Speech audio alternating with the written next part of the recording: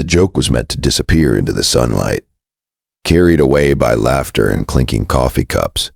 Instead, it became a promise the universe decided to keep. It was a bright Saturday morning in late spring, the kind where the sky looked freshly washed and the air carried the scent of blooming jasmine from the sidewalk planters. Saira Qureshi stood in the doorway of her newly opened bakery, flour still dusting her fingertips, her heart trembling with the fragile hope of someone who had bet everything on one last dream. Her best friend had just teased her about still being single at 32, and Saira, with a dramatic roll of her eyes and a smile that barely hid her loneliness, had laughed and said she would marry the first man who walked in. The bell above the door rang. If you believe in kindness and second chances, pause for a moment right now, like this video. Share it with someone who still believes in love, and subscribe to Deep Night Stories so we can keep bringing you stories that remind the world that hope still exists. Saira did not turn immediately. She kept wiping the same already clean counter, her heart pounding in her ears as if the universe had heard her too clearly. When she finally looked up, sunlight framed the silhouette of a man standing in the doorway. He held the hand of a small boy who looked no older than 5. The child's hair was slightly messy, his backpack too big for his tiny shoulders. The man's shirt was neatly pressed but worn at the cuffs, and there was a quiet exhaustion in his eyes that no amount of morning light could soften.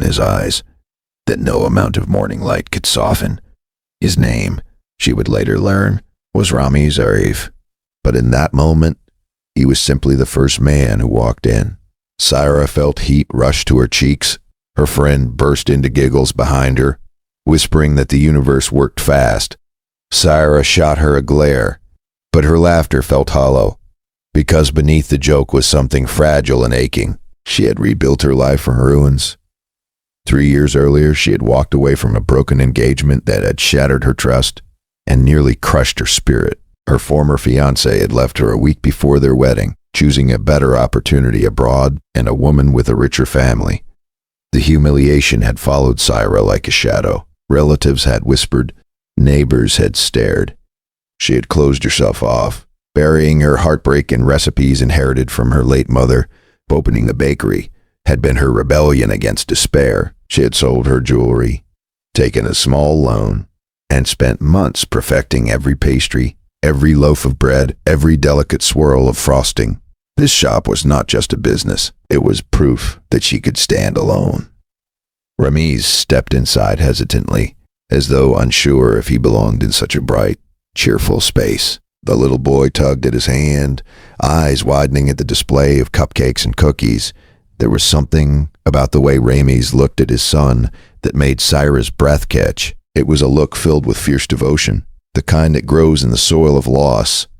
She forced herself to smile professionally and asked what they would like. The boy pointed excitedly at a chocolate cupcake with colorful sprinkles.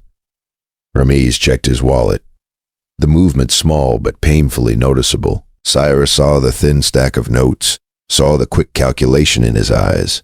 He ordered just one cupcake. When she handed it over, she added another one quietly and told the boy it was a buy one get one free opening day special. The boy's face lit up like sunrise. Rameez looked at her, confusion giving way to gratitude. He tried to protest, but Saira shook her head gently. It was nothing, she said. But it was not nothing, because in that small gesture, something shifted inside her. For the first time in years, her kindness was not an armor. It was simply a choice. Over the next few weeks, Rameez returned every Saturday morning, always during the day, when sunlight streamed through the wide front windows and cast golden rectangles across the tiled floor. Always with his son, whose name was Ayan. The boy began to wave at Saira before he even reached the counter. Rameez would stand slightly behind him, as though letting his child take the lead in joy. Saira learned, piece by piece, that Rameez had lost his wife 2 years earlier in a car accident. The grief had hollowed him out, but he did not allow himself to crumble, because Ayan needed him. He worked as a school bus driver during the week and took on odd repair jobs in the evenings. His life revolved around his son's needs. School projects, bedtime stories, and the quiet ache of an empty pillow beside him at night. Saira understood that kind of loneliness. What began as polite conversation about pastries slowly turned into shared stories about survival. She told him about her mother's recipes, about kneading dough when she felt overwhelmed, about the courage it had taken to unlock her shop on opening day. He listened in a way that made her feel seen rather than judged. But love does not bloom without resistance. The town had a long memory. When neighbors noticed Rameez visiting the bakery every week, whispers began again. This time they circled around Saira and the single father. Some said she was desperate. Others said he was looking for a mother for his child. The cruelty was subtle but sharp, delivered in sideways glances and half-finished sentences. Saira felt the old fear creeping back in. She had fought so hard to reclaim her dignity. Could she risk becoming the subject of gossip again? Was she strong enough to withstand it? One afternoon, as sunlight filtered through lace curtains, Rameez did not come, nor the next Saturday. Saira told herself she did not care. She focused on her customers, on the steady rhythm of her work. But each time the bell above the door rang, her heart leapt and then fell. A week later, she learned from a mutual acquaintance that Aya had been hospitalized with severe pneumonia. The news struck her like a physical blow. Without thinking about what people would say, she closed the bakery early and went to the hospital. She found Rameez sitting in a plastic chair beside his son's bed, his shoulders slumped in exhaustion. Daylight poured through the hospital window, too bright for such a heavy room. Aya slept, tiny chest rising and falling with the help of machines. Rameez looked up when Saira entered, surprise flooding his tired eyes. For a moment, neither spoke. But in that silence was an understanding deeper than words. Saira brought homemade soup and fresh bread, insisting Rameez eat something. She stayed while he rested his head briefly against the edge of the bed, finally allowing himself to breathe. In the harsh honesty of that hospital room, Saira saw the full weight of his life. The bills piling up, the fear of losing the one person who gave his world meaning. And Rameez saw in her a steadfastness that did not waver when things became difficult.